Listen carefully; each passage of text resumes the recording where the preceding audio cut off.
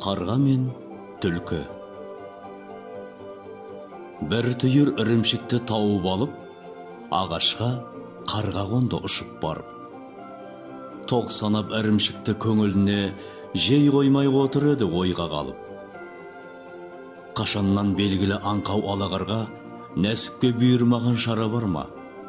Шығатын шығасыға болып себеп, ағашты түлкі залым аралар ма? Тістеген ірімшігін түлкі көріп, аяғын ептеп басып жақын келіп, деді. Көретінде кім бар екен? Жүрушем сырттан асық болып өліп.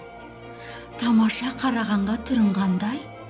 Мұнау көз, мұнау мойын мұрын қандай? Гауһардай қанаттарың жарқырайды, керісті қалай біткен және маңдай. Көркемдік сипатынан табылғанда, даусыңда болса керек шырын балдай.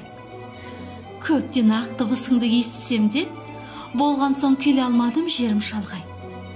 Сен іздеп келіп тұрмын алыс жерден. Сұлу деп мақтаған соң әркім көрген.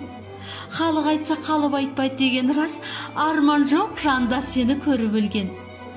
Көркіңді бітіре алмаған жазып хатқа, я сөйлеп жеткізе алман айтып жатқа. Мен қайран неғып патша қоймаған деп, даусыңда сипатыңдай болған жақта. Нұрыңды күн секілді көріп тұрмын. Шыдамай бойым балқып еріп тұрмын. Тым болмасы бір шығаршы. Естуге құмар болып өліп тұрмын. Мәз болып мақтағанға насаттанып, қайтпасын деп ойлады сағысынып. Алыстан арбашып іздеп келген байғұстың кетсін деді көңілі тынып. Өтірік мақтағанға қарға еріп, қарқ етті пәрменше жағын керіп.